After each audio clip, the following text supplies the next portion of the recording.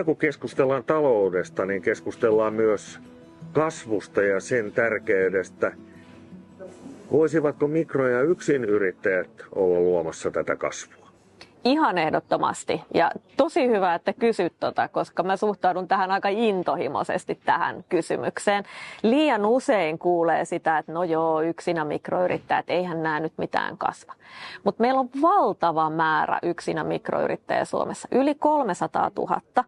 Ja meidän tutkimukset osoittaa, että näistä jopa yli 80% haluaa kasvaa. Eli joko kehittää omaa liiketoimintaansa tai oikeasti kasvaa selvästi isommaksi, palkata työntekijöitä. Nyt me ollaan kokonaan sivuutettu tämä valtava massa yrittäjiä meidän yhteiskunnallisessa keskustelussa, eikä poliittiset päätöksentekijät ikään kuin vilkain sekkaan sinne yksinä mikroyrittäjän suuntaan.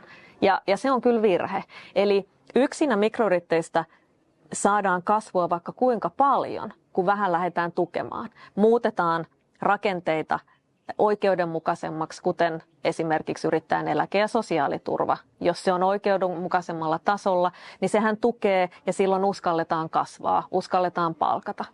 Ja ylipäätään se, että me tuettaisiin niitä pieniä yrittäjiä sieltä ruohonjuuritasolta, niin silloinhan ne kasvaa. Yksinyrittäjästä tulee mikroyrittäjä, mikroyrittäjästä tulee PK-yrittäjä ja siitä sitten entistä suuremmaksi.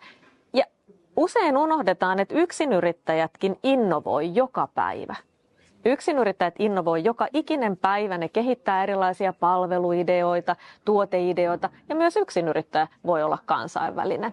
Nykyään vaikka verkkokauppa, niin sehän voi olla vaikka heti huomenna kansainvälinen, jos sulla on hyvä idea.